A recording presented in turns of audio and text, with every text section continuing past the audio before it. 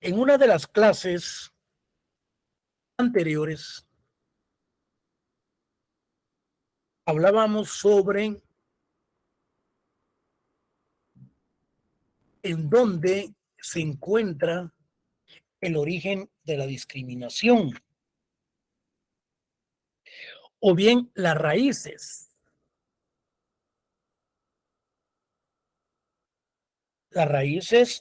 de la discriminación.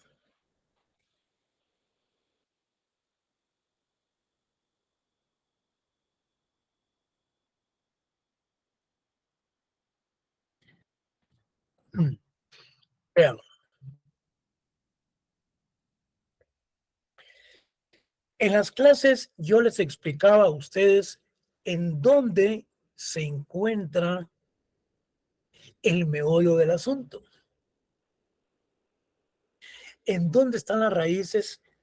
Bueno, mencionábamos que se encuentran en los aspectos eminentemente culturales, en los aspectos de identidad, también en las raíces de los aspectos eminentemente de los aspectos consuetudinarios como la costumbre.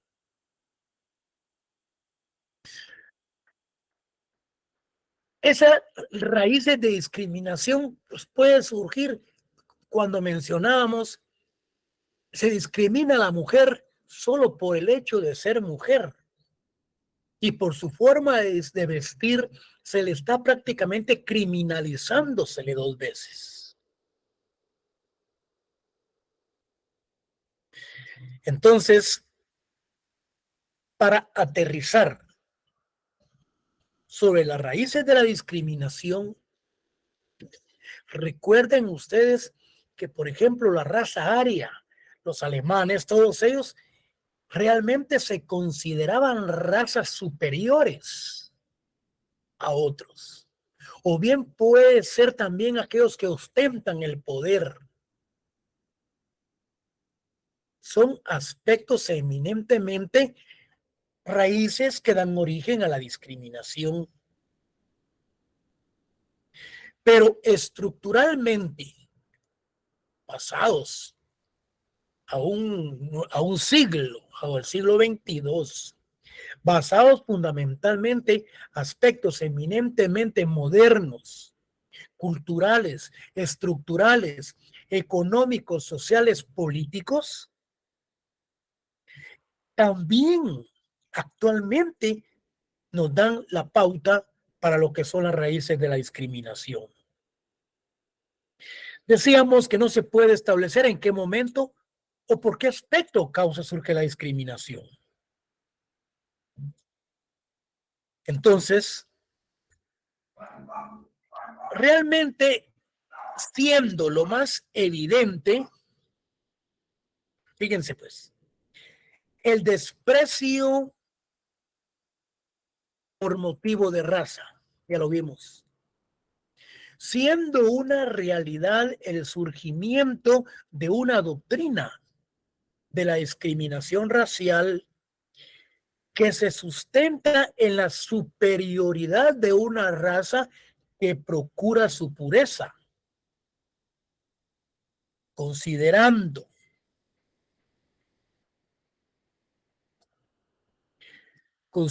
que su decadencia empieza cuando absorben elementos de razas inferiores, como se dice en la moderna enciclopedia universal. Esta enciclopedia universal para Gobineau, es un autor, dice que la raza fuerte, dice, moderna, es la de los arios, los belgas, franceses del norte e ingleses. Quiere decir también que hablando basado a una enciclopedia moderna, mencionábamos a los arios, a los alemanes, los belgas, franceses del norte y los ingleses. Entonces, es ahí en donde están las raíces de la discriminación. Pero analizándolo de un punto de vista muy generalizado, porque si nosotros vamos a particularizar, hay ciertos motivos por los cuales da origen la discriminación. Entonces, la discriminación pareciera nacer de la idea de algunos grupos o razas, decíamos, que se consideran o que consideran que ellos son superiores, que son los más fuertes e inteligentes, y por lo general surge de aquellos grupos que detentan el poder. Podemos decir entonces, en la actualidad, la discriminación se debe de buscar en las estructuras sociales, culturales, políticas y económicas de un país.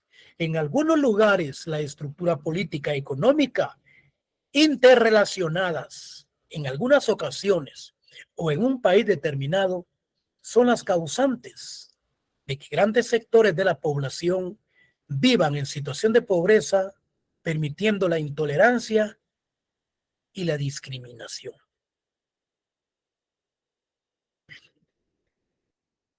En ese orden, como se desarrolló este tema, ¿en dónde entonces encontramos las raíces de la discriminación? Bueno, me pueden ustedes en las estructuras, actualmente en las estructuras económicas, sociales y políticas. Sí, porque si nosotros nos ponemos a ver respecto a una estructura social, vamos a ver que hay una clase alta, media y baja y que cada una de ellas tiene sus debilidades y tiene sus propias discriminaciones. Y si lo miramos desde el punto de vista económico, lo podemos explicar que hay pobres y hay ricos. Entonces, no es que sea complejo, sino que es una cuestión que hay que saberla distinguir y saberla desenlazar, es decir, esa situación por la cual nos tiende a enraizarnos, es decir, que nos tiende no a confundirnos, sino que a darnos en dónde están esas raíces de las cuales nosotros debemos de tener esa gama de conocimientos. Bueno, ya con esa explicación vamos a terminar número, el módulo número 3. Miren pues, cuando hablamos de la lucha contra la discriminación, la temática nos la pone a la vista que tenemos lo que son las instituciones de carácter internacional, como el Convenio 169, como el Pacto de San José, como la Organización de las Naciones Unidas. Todas estas instituciones luchan contra la discriminación. Y es lo que ha traído como consecuencia esa temática basada a su protección de acuerdo a la firma, de conformidad con la firma de los acuerdos de paz, que los grupos étnicos, los grupos vernáculos, los grupos tribales, juntamente con las organizaciones internacionales, presionaron al Estado de Guatemala para la creación de esa normativa que se debe, ¿por qué? La protección a esos grupos de los cuales se les discrimina. Luego tenemos lo que es el apartheid. El apartheid es el ordenamiento jurídico que regulaba lo que era esa explotación en África por los blancos y los negritos.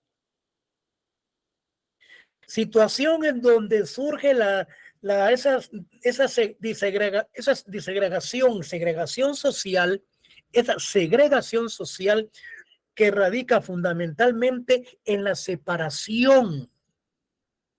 Cuando se habla de la segregación social, estamos hablando de la separación de un grupo blanco con un grupo negrito. El apartheid era ese ordenamiento jurídico en donde permitía las grandes explotaciones, en donde no habían derechos civiles y políticos para los africanos. Como consecuencia de las luchas constantes, se da la segregación social desde el punto de vista o del terreno, desde el punto de vista jurídico, separando a los negritos y a los blancos. Llegando entonces al poder lo que era Nelson Mandela. Y cuando llega Nelson Mandela al poder como presidente en África, él, a través de los esfuerzos y de las luchas, logra lo que son esos reconocimientos y los derechos civiles y políticos para los africanos. Bueno, cuando hablamos por último de la Defensoría Maya, esta institución surge en el marco jurídico guatemalteco para defender a los grupos étnicos en el país, a los grupos mayas, conformados por los 4 grupos que lo vamos a ver adelante. Y esa lucha de la discriminación está conformada por profesionales, estudiantes, por la asociación civil, jóvenes, en donde realmente se lucha por esa discriminación. Donde no, si no estoy mal, hasta han ordenado ya planteamientos y programas de trabajo a nivel estructural, a nivel de un Estado, para el mejoramiento y para la superación de esa discriminación en contra de estos grupos que sufren esa discriminación. Al indígena, fíjense, pues, se le ha discriminado en diversos tipos y formas, sexuales, por religión, por raza, cultura, etcétera. Por lo que acertadamente en el Acuerdo sobre Identidad y Derechos de los Pueblos Indígenas se trata la discriminación de la siguiente forma. Para superar la discriminación, dice, histórica hacia los pueblos indígenas, se requiere el concurso de todos los ciudadanos en la transformación de mentalidades, actitudes y comportamientos. Dicha transformación comienza por un reconocimiento claro por todos los guatemaltecos de la realidad de la discriminación racial, así como de la imperiosa necesidad de superarla para lograr una verdadera convivencia pacífica. Entonces, por su parte, con miras a erradicar la discriminación en contra de los pueblos indígenas, el gobierno tomará las siguientes medidas. Estas medidas el gobierno ya las ha tomado de conformidad con la firma de los acuerdos de paz.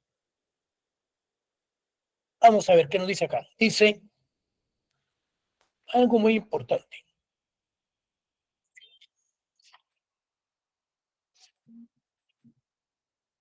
Dice, el gobierno se compromete a tomar las siguientes medidas. 1. promover ante el Congreso de la República. Fíjense bien. Esto de promover ante el Congreso de la República, nos estamos refiriendo a esa creación del artículo 202 bis del Código Penal, el cual analizamos en una de las últimas cátedras, en donde cuál es la penalización, cuál es el delito que regula la misma. Entonces el Estado tuvo que hacer los planteamientos de esas iniciativas de leyes para la creación de esas nuevas normativas que regulan lo que es el delito de discriminación en el Código Penal. Luego, promover la revisión ante el Congreso, dice. Esto se refiere, jóvenes, cuando hablamos de promover la revisión ante el Congreso, es por si existen alguna normativa jurídica que perjudique esa discriminación con respecto a los grupos étnicos. No necesariamente los grupos étnicos, sino que desde el punto de vista general. El Estado debe de divulgar ampliamente los derechos de los pueblos indígenas. Es decir, que el Estado, si tiene sus canales, el canal del Congreso, el canal del poder, de la presidencia, se debiera de utilizar para la divulgación de los derechos de los pueblos indígenas y no solamente para estar divulgando lo que están haciendo y haciéndose proclamándose o haciéndose campañas políticas. Promover la defensa eficaz de esos dichos derechos. ¿Y cómo se van a promover? Bueno, protegiéndolos. ¿Y cómo se van a proteger? A través de ciertos ordenamientos jurídicos. Luego tenemos la protección contra la discriminación. Bueno, sí, todo esto está relacionado con lo que hemos venido analizando, hemos venido estudiando y toda la situación. Entonces, la discriminación es condenada y tiende a proteger la legislación internacional en la materia de los derechos humanos, en la Convención sobre la Eliminación de todas las formas de discriminación racial, en el Convenio 169. Esta Convención sobre la Eliminación, vamos a ver.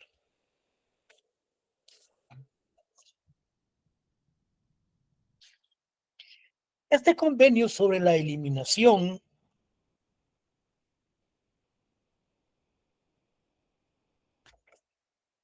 aquí tenemos. Habla del artículo 8º, numeral 1, dice. Fíjense bien, dice, se regula la creación de un comité. Se regula de un comité integrado por 18 expertos independientes, elegidos por los estados partes, entre sus nacionales, los cuales ejercerán sus funciones a título personal. En la constitución del comité se tendrá en cuenta una distribución geográfica equitativa y la representación de las diferentes formas de civilización, así como de los principales sistemas jurídicos. Esta protección de la discriminación que se encuentra en la Convención sobre la Eliminación de las Formas de Discriminación Racial dice que se debe de conformar un comité con 18 personas y que estas personas deben de velar para que no se dé la discriminación y que se le dé cumplimiento a ciertas normativas jurídicas que se han creado o que se están regulando. La Asamblea General de la ONU, ustedes traten de, por medio de internet, de bajar todos estos instrumentos jurídicos, o por lo menos, los artículos que yo les voy mencionando, que son los más importantes. Miren, pues, la ONU designó en 1971 como el Año Internacional de Acción para combatir el racismo y la discriminación racial. En el 78 se celebró la primera conferencia mundial para combatir el racismo y la discriminación racial. Bueno, si estamos hablando de fechas, el 21 de marzo recién pasado fue el Día de la Discriminación Racial. Bueno, con lo expuesto se determina que ha sido preocupación internacional dictar los instrumentos jurídicos necesarios con el fin de proteger a la persona humana en contra de la discriminación, normas que tienden a aplicarse universalmente, y a la discriminación se ha constituido como una figura de carácter internacional que afecta a la mayoría de los países del mundo. Entonces, con ello, nosotros hemos llegado a una conclusión en donde a través de los órganos internacionales, el Convenio Internacional, el Pacto de San José, de los derechos humanos, de las leyes civiles y políticas, los acuerdos de paz, todo ello ha regulado la creación de la normativa de crear el delito de discriminación, el cual vimos anteriormente. Como les mencionaba, el apartheid, entonces ahora entrando al apartheid, realmente era esa institución en donde se enmarcaba la participación de una gran discriminación racial en el África. Y que esto tardó hasta más de 40 años. Miren, pues, el Partido Nacional aprobó 317 leyes para legalizar el racismo hacia cualquier persona que no fuera blanca. Así empezó el sistema de segregación racial sudafricano, conocido como el apartheid, que en la lengua africana significa separación. Como consecuencia de esa separación es la segregación, es la separación, es la división entre el grupo negritos africanos con los blancos. Era entonces el apartheid. Entonces, era básicamente la separación total entre blancos y negros, negando incluso la existencia de esta última raza. Se prohibió a los negritos votar, compartir habitaciones y espacios. Incluso vetó el matrimonio entre blancos y negros. Sudáfrica otorgaba privilegios a la minoría blanca y discriminaba a la población negra que tenía menos derechos.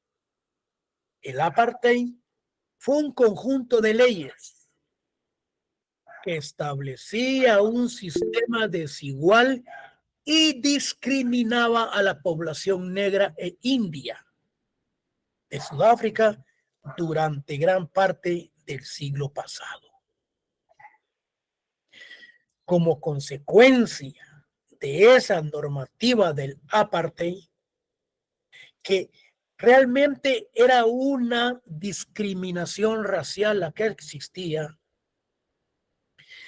se da entonces esa segregación social, se da entonces esa separación desde el punto de vista terrenal, jurídicamente hablando, de un grupo de blancos y de un grupo pequeño de negros, o tal vez eran más de los negros. Y como consecuencia de ello, entonces, surge a la vida jurídica surge un líder en el cual permaneció durante muchos años detenido. ¿Por qué? Por la lucha de los derechos humanos y por las conquistas de su pueblo africano, que fue Nelson Mandela.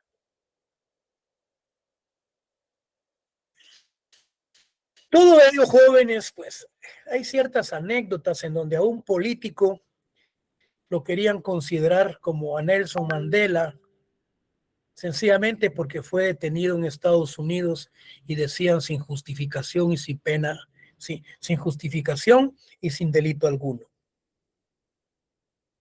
A este político se le hicieron romerías, candelas, ¿cómo se le llama? Veladoras. Lamentablemente, ese mismo día él reconoce el delito cometido y Estados Unidos lo sentenció y todavía lo tiene preso. Lo estaban considerando como un Nelson Mandela guatemalteco. Jamás, jamás se podría considerar a un político nuestro con este personaje de carácter eminentemente internacional a nivel mundial, que logró los derechos civiles y políticos del África, quien luchó por esa integración y esa superación de los derechos humanos y de las desigualdades y la gran discriminación, algo que a nivel mundial e internacional se le reconoció a Nelson Mandela. Bueno, ¿cuáles fueron las causas del apartheid? Bueno, los fanatismos de los blancos fue cimentado por una minoría que se adueñó del poder en 1948 e hizo del apartheid una política oficial del Estado. Este grupo dominante racista se aprovechó de esa normativa, se adueñó del poder en el 48 e hizo del apartheid una política oficial del Estado, alegando la necesidad del dominio y del control de los blancos entre razas inferiores de menos grado de desarrollo y de civilización. ¿Quién creó el apartheid? El sistema fue practicado en Sudáfrica durante los siglos por los colonos blancos de origen neerlandés, los africanos o los africanos. Ahora nos preguntamos, entonces nosotros, si el día del examen se les pregunta, jóvenes, esta era la institución en donde se dio la separación de distintos grupos raciales en África. En esos diversos lugares y ámbitos de la vida colectiva diaria. ¿A qué institución nos estamos refiriendo? Nos estamos refiriendo entonces, si nos estamos refiriendo, fíjense bien, a esa división, a esa separación, es la segregación racial. El apartheid era el ordenamiento jurídico por el cual lo aplicaban los blancos a los negros. Entonces, por lo que luchó Nelson Mandela fue en contra del apartheid y logró los derechos civiles y políticos a través de la segregación racial. Y esa segregación racial es la separación de los grupos raciales de los diversos lugares y ámbitos. No me vayan a confundir el apartheid con la segregación racial, porque el apartheid podríamos decir que prácticamente es la institución y la segregación racial está inmiscuida. Sacarla de esa internamente del apartheid. Entonces, la segregación es la división, la segregación es la separación que se da dentro de los diversos grupos.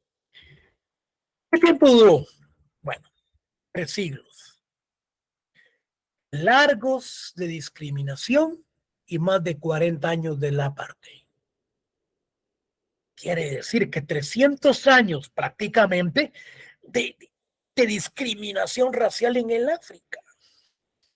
Y aún todavía Estados Unidos envía soldados, envía militares para la protección de ciertos lugares en el África, porque se siguen violando los derechos. Aquí Estados Unidos le pide soldados a Guatemala y soldados ahí van para el África a estar 2-3 años a prestar ese servicio, el cual es un convenio pues que han celebrado entre los estados para la protección de esos lugares. ¿Qué papel jugó Nelson Mandela? Bueno, ¿quién fue? Fue un abogado, fue un activista de los derechos humanos que estaba en contra del apartheid. Él fue un político y filántropo, una gran persona que ayudaba a las demás. Era sudafricano, que presidió su país en 1994 a 1999. Ganó respeto internacional por solidarizarse por los derechos humanos, la paz, las relaciones entre razas, la igualdad de género, los derechos de los niños, la justicia social contra la pobreza. África, en su sistema racista, existía una política oficial en que una minoría blanca dominaba y explotaba a la mayoría negra. En 1972, increíble, África queda excluida de los Juegos Olímpicos de Múnich. Bueno, y entre paréntesis, hoy a las 8 juega la selección con Belice. Cerrémoslo. Valga la publicidad. Bueno, en 1972 quedó excluida de los Juegos Olímpicos de Múnich. Imagínense, África.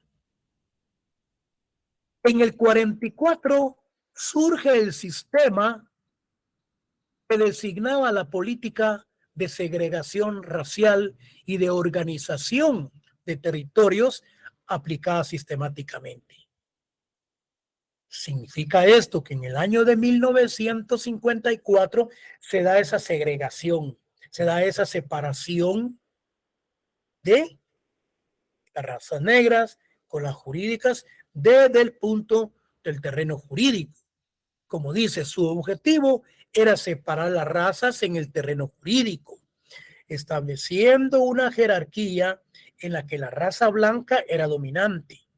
La raza negra fue relegada a pequeños territorios marginales o autónomos y privada de la ciudadanía sudafricana. Al finalizar, fíjense pues, la Segunda Guerra Mundial surge la Guerra Fría. Esto lo estuve arreglando hace un momento, pero existe una repetición, pero ahí la vamos a arreglar. Aquí lo vamos a componer de una vez.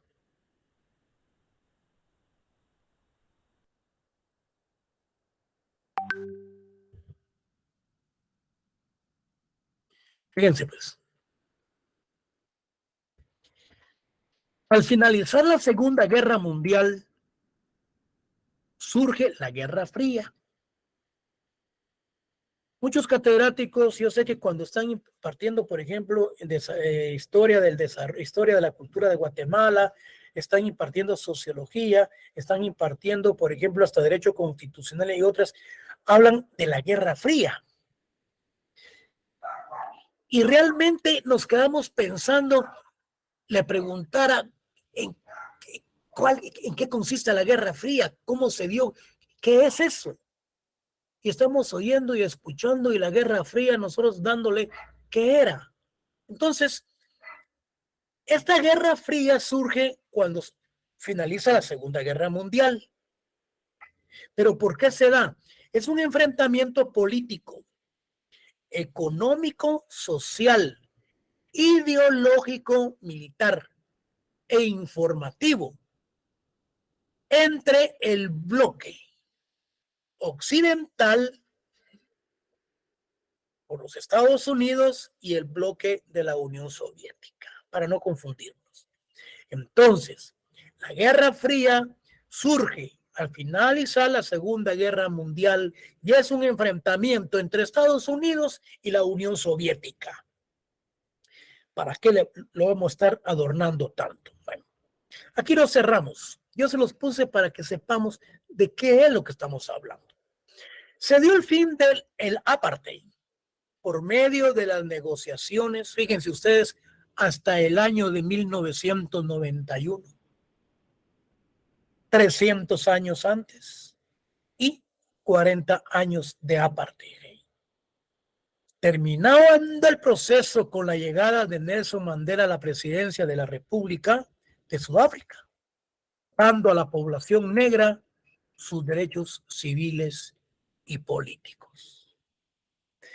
Esta es la importancia que tiene a nivel nacional e internacional este personaje de Nelson Mandela. Entonces, es necesario hacer un análisis de la época del apartheid africano y de la situación indígena en guatemalteco. Fíjense, que objetivamente se le ha segregado, negándole el derecho al desarrollo. Bueno, en parte, porque ahora se le han abierto los espacios a los grupos indígenas. No se les ha negado completamente, se le han abierto los espacios del desarrollo, de la educación, salud y trabajo. No se les ha dado como realmente el Estado de Guatemala tiene ese compromiso de apoyar a estos grupos marginales del país. Por lo que esta situación que debe de cambiar. Tarea que le corresponde a todos los sectores activos del país, principalmente al sector indígena, político y gobierno, con el fin de abrir los espacios necesarios al sector indígena para su participación en el desarrollo económico, político y social del país, tratando de minimizar la exclusión a este sector de la sociedad guatemalteca. Es cierto que cuando se habla de un pluralismo jurídico, cuando ellos querían participar en esa creación, en ese ordenamiento jurídico plenamente establecido, relacionado a su reconocimiento, ellos realmente, ¿qué reconocimiento andaban buscando, jóvenes?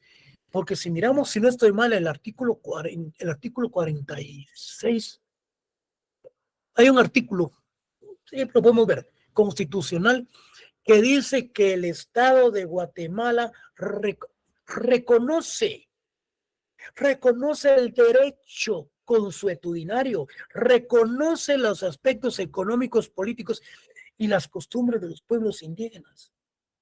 Entonces, constitucional, por el momento no recuerdo el artículo, pero si me pongo a buscarlo, perdemos el hilo de la cátedra y se nos va el tiempo. Pero es el artículo 46, por ahí, vamos a ver. Habla con respecto a ese reconocimiento, que lo vamos a ver, en donde realmente, al darse el procedimiento del pluralismo jurídico, los grupos indígenas se retractan. Yo tengo un trabajo por ahí que hice cuando estaba haciendo unas investigaciones en la Dirección de Investigación de la Universidad. El por qué, me pregunto, se retratan o se retiran los grupos étnicos de esa manifestación y de esa participación eminentemente política con respecto al pluralismo. Porque no era necesario su participación directamente si andaban buscando ese reconocimiento. Y el Estado de Guatemala, por medio de su Procurador General de la Nación o por medio de la Corte de Constitucionalidad, como entidad política, que ellos resuelven políticamente, pues, señores, solo era de fundamentarse. El Estado de Guatemala, ordenado a través de su gobierno, de sus instituciones, basado fundamentalmente en ese ordenamiento jurídico que es la Constitución Política de la República, que regula en su artículo tal que se reconoce a las comunidades indígenas. Entonces, era una cuestión de hacer una observación y no de armar manifestaciones, porque estaba plasmado en la Constitución Política de la República. Yo no sé si no habían leído la Constitución, porque realmente, señores, si ustedes abren un espacio, si ustedes van a ir a una audiencia, en primer lugar, estudien. Si es posible ir al lugar de los hechos, ustedes tienen que estudiar la teoría del delito. Ustedes tienen que estudiar los aspectos internos y externos de un asesinato. Ustedes tienen que saber decirle al juez qué quieren ustedes, pero decirle al juez cómo tiene que resolver. Y demostrarle al juez que el fiscal está mal de acuerdo a la imputación que ha hecho. Es lo mismo. Porque ya de último, cuando a ellos no se les estaba dando la participación, pues alguien salió por ahí o reconocieron que ellos ya están reconocidos constitucionalmente. Entonces, esto es con relación a la participación del desarrollo económico y político y social del país. Se debe tratar de minimizar la exclusión a este sector de la sociedad guatemalteca. Y por último, bueno, tenemos lo que es la Defensoría Maya. Cuando yo me puse, cuando yo en la otra cátedra, en la primera cátedra, yo me puse a decirles, miren jóvenes, fíjense que esto yo no sé en qué idioma está, si está en Sutuil, Quechua, Maya, yo sinceramente lo ignoro. Pero un joven me dijo, licenciado, me dijo, disculpe. Yo interpreto, me dijo, que lo que es SUGNEL significa denunciante, me dijo, acusador. Y también me dijo que TUNEL es ayudante. Y CASTAGNEL despierta o resucita. Bueno, fue lo que yo le capté al compañero que se puso a hacer esta traducción, a quien se le agradece sobremanera, que realmente yo sé que aquí hay doctores, aquí hay economistas, aquí hay ingenieros, y yo sé que está como ahora tenemos oportunidad de estar recibiendo clases y de participar como estudiante en la universidad, principalmente por este sistema. Cuando yo desconozco algo y alguien dice, mire, licenciado, es tal cosa. En efecto, entonces, este joven se tomó la buena y sana intención de explicarnos esto. Yo no sé, tal vez hay alguien ahí que diga, mire, licenciado, pero ahí puede aumentarle de denunciante, que puede ser la parte de acusador, puede ser hasta un querellante, Ministerio Público, que nosotros ya lo vamos. El túnel ayudante podría ser tal vez un colaborador eficaz, algo por ahí. Bueno, es cuestión de interpretación, pero eso no viene en el examen, solo es cuestión como cultura general. Cuando hablamos de las defensorías, fíjense, de los mayas, de conformidad con la firma de los acuerdos de paz, de conformidad con las instituciones de carácter internacional, surge entonces un comité, una comisión de la Defensoría Maya en Guatemala, conformada por 18 ciudadanos, que ellos tienen que velar, ver, participar, informar hasta dónde anualmente pues, ha mejorado la Defensoría con respecto a los grupos étnicos. Yo le diría que ha sido un gran logro con la creación de esa normativa en el Código Penal de tipificar como delito el derecho por ejemplo, el derecho de discriminación. Entonces, ese es un logro. Y asimismo se deben de defender las otras 4 pueblos indígenas, mayas, quiché, cachiqueles, ahí los vamos a ver adelante cuáles son. Miren, pues, esto es muy interesante porque tanto lo que es el Ministerio Público, independientemente de esa comisión que tiene apoyo internacional, no se le puede considerar autónoma o independiente, institución independiente. No se le puede llamar independiente a una institución desde un punto de vista completo. Es muy relativo porque si recibe el apoyo del Estado, tampoco podemos decir que se habla de una autonomía, ni mucho menos de la Universidad de San Carlos. Es autónoma desde el punto de vista de sus conquistas laborales y de la época de la Revolución del 44. Pero si hablamos de una autonomía, ¿qué tipo de autonomía? Si el Estado le proporciona el 5% de los ingresos brutos del Producto Interno Bruto. Entonces, es muy relativo, pero técnicamente se habla de una autonomía universitaria que tuviera sus propios fondos privativos, que nosotros canceláramos y mantuviéramos. Yo diría, jóvenes, aquí hay autonomía. Aquí el Estado no tiene nada que ver. Pero si el Estado aporta constitucionalmente el 5% del Producto Interno Bruto de la nación, entonces es muy relativa a esa autonomía. Entonces, por lo que les decía que existe lo que es la Fiscalía de la Defensoría Maya. En la defensa pública existe también lo que es la Defensoría de... Ahí es muy generalizado porque ahí se le prestan los servicios a toda persona, rica, pobre, ladino, etcétera, etcétera, a todos, a género, a todos. Ahí no se discrimina, ahí llegan a decirle, mire, fíjese que soy afectado, etcétera. La defensa pública está para atenderlos y no les cobra, porque el Estado es el que aporta constitucionalmente, no constitucionalmente, sino que a través de un convenio del Ministerio Público de la Defensa Pública Penal, el Ministerio de Gobernación y la Corte Suprema de Justicia. Y hablando de ello, a la defensa pública la dejaron afuera cuando se están hablando de las reparaciones y de las fincas que se han incautado.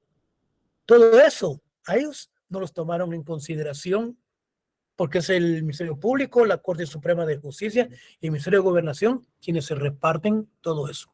Bueno, entonces tenemos el Ministerio Público, otras instituciones que velan por esa defensoría de los grupos mayas.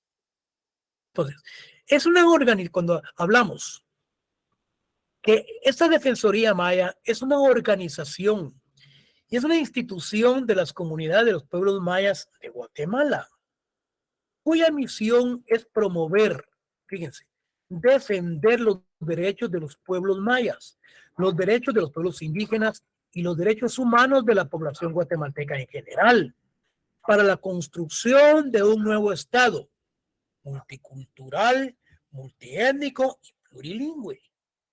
Aunque el Estado de Guatemala ya se le considera ya nacional internacionalmente como un Estado multicultural, es multiétnico y es plurilingüe. Sin embargo, pues con la Defensoría Maya, pues todo esto ha venido pues a prevalecer y a hacer sus respectivas defensas. ¿Cuál es la naturaleza? Entonces, es un ente autónomo. Son acciones y definiciones políticas. No es lucrativo, en efecto, porque no cobran. No depende del gobierno y no es un instrumento ni forma parte de algún partido político. Es un espacio de unidad y convergencia política de representantes de las comunidades lingüísticas, de organizaciones, de asociaciones y de autoridades mayas, de estudiantes, profesionales, técnicos y científicos mayas que tienen el objetivo de unir pensamientos para definir y poner en práctica acciones que contribuyan a construir un nuevo mundo e instituciones sin prácticas ni políticas de racismo y discriminación. Miren, esto es muy tentativo. Esto es muy tentador. Esta puede ser una causa por la cual no quieren inscribir a este partido del movimiento de la liberación de los pueblos. Porque ellos tienen sus propios cuadros. No vayan a creer ustedes de que se están lanzando a la intemperie. Ellos ya tienen su plan de gobierno. Ellos tienen su plan de trabajo. Y si es posible, mejor estructurado que un partido político de los que se han venido desarrollando desde hace 20 años, con los mismos políticos que solo se cambian de partido o se cambian de nombre. Cuidado. ¿Cómo se conforma entonces esa Defensoría Maya? Está conformada por ancianos, hombres, mujeres, jóvenes, estudiantes, intelectuales, jóvenes. Ahí se conforma un grupo donde hay un tanque de pensamiento pesado. Quienes trabajan e impulsan propuestas de cambio profundos en la filosofía, en la doctrina y composición del Estado, con la visión de que las generaciones futuras puedan convivir con equidad política, económica, social y cultural, de manera que haya respeto y conocimiento mutuo de su historia e identidad, de sus formas de organización y participación, de la creación y fortalecimiento de sus propias instituciones, de vivir con plena autonomía política y económica en el marco de un Estado. Por consecuencia, jóvenes, la Defensoría Maya es promotora de la idea de los 4 pueblos. ¿Cuáles son esos 4 pueblos? Yo me preguntaba, si me preguntan, dije, licenciado, usted habla de 4 pueblos, ¿esos cuáles son? A mí me preocupó, porque siempre hay alguien inquieto, y yo dije, antes de que me hagan la pregunta, mejor voy a ver quiénes son. Entonces se refiere al grupo maya, aunque todos conforman que son mayas. Tenemos al Xinca, Garífuna y al grupo ladino.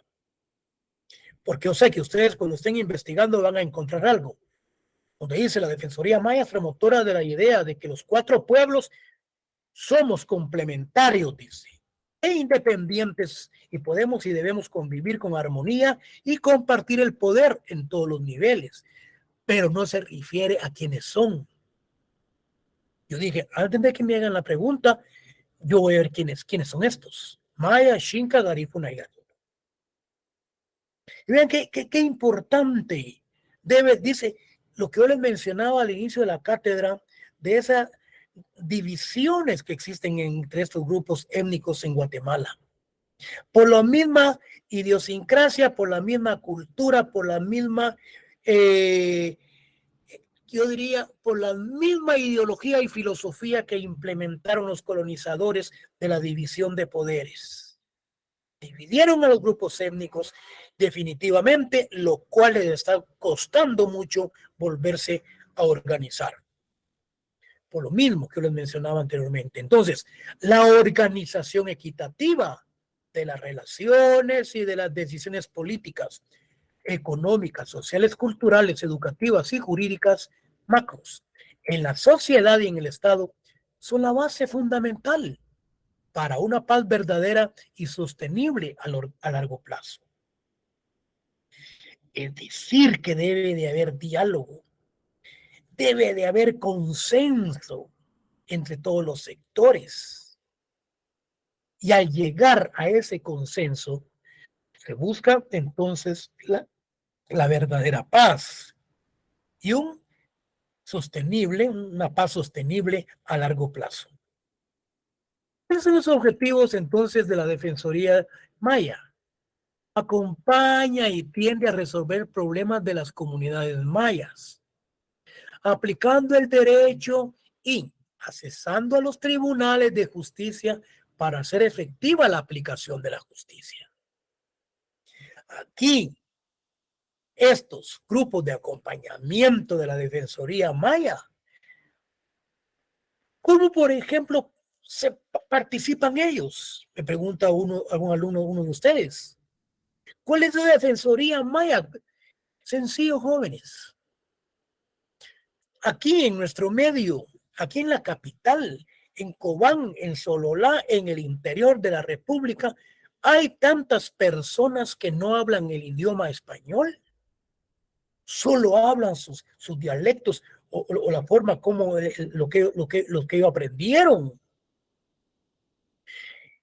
¿Cómo se van a defender ellos ante un ordenamiento jurídico plenamente establecido, ante un juzgador? Aquí entra lo que es la asesoría maya con los intérpretes. Vamos a colaborar presentándoles a ustedes los intérpretes para determinado caso. Y ellos van a ser los que van a hacer las traducciones en cuanto se le hagan las preguntas a cada uno de los invitados. Entonces, son cuestiones que realmente valen la pena. Entonces, promover la participación política del pueblo maya por medio de propuestas políticas, económicas, legislativas, constitucionales, jurídicas, para disminuir la discriminación y el racismo en el país. Contribuir en la participación efectiva y decisiva en la mujer maya en diferentes niveles para su desarrollo integral. Vamos, quiero terminar. Generar conciencia sobre los derechos humanos y derechos de los pueblos indígenas, estableciendo mecanismos para su efectivo cumplimiento por parte del Estado y la sociedad guatemalteca. Recuperar, reconstruir y poner en práctica los sistemas propios del pueblo maya a fin de lograr la multiculturalidad del Estado y las políticas públicas. ¿Y cuál es la estructura y principio de trabajo de la Defensoría Maya? Esta es una organización de las comunidades del pueblo maya. Sus procesos sociales son orientados a lograr el empoderamiento de las comunidades del pueblo maya. En la justicia maya actual, la pena máxima es el destierro. Las autoridades indígenas son elegidas por la comunidad. Existen muchos estereotipos, desde luego, prejuicios en cuanto a la aplicación de las sanciones que se dan en la justicia indígena. Luego, tenemos lo que es el sistema jurídico maya, el derecho consuetudinario, lo que decíamos, lamentablemente, hubiéramos ido a ver un caso al occidente. Entonces, el derecho maya es un sistema jurídico que contiene un conjunto de normas vinculadas lógicamente entre sí, surgido de la necesidad de establecer un orden social y de regular la conducta humana en el marco de las relaciones sociales. Jóvenes, 1 hora exacta. Quiero decirles algo. Tenemos clase el próximo miércoles. Y ese próximo miércoles vamos a ver lo que es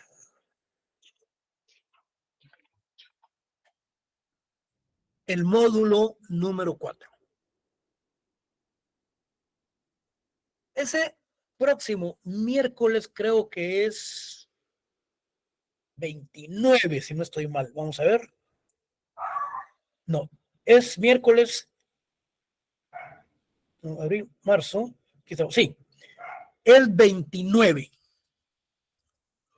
Este 29 de marzo vamos a ver el módulo 4 que se refiere a la asimilación y etnocidio cultural. ¿Qué es la asimilación? Es esa relación que existe entre culturas. Por ejemplo, la de los mayas, la de los grupos étnicos, con la cultura de los colonizadores. Eso lo vamos a analizar. Y luego, no confundamos cuando hablamos del etnocidio cultural con genocidio, porque el genocidio es la destrucción de un grupo de personas que pertenecen a una secta o determinado grupo social. Pero cuando hablamos de un genocidio cultural, nos estamos refiriendo a la muerte de los aspectos eminentemente culturales de nuestro país. Entonces, este módulo número 4 Lo vamos a iniciar el próximo miércoles, decíamos, 31. Vamos a ver qué más, permítame. No, sería marzo 29, 29 miércoles.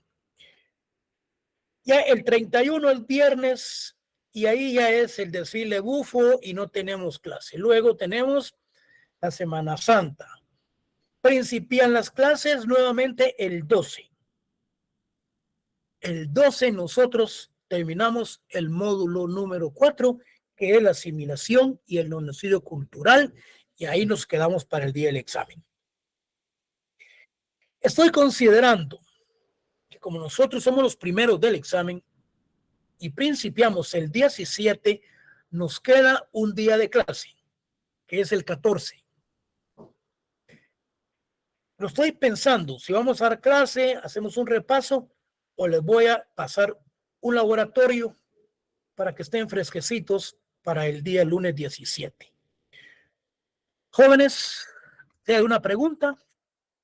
Si no, ahí nos quedamos para el próximo día de clase, que es el próximo miércoles.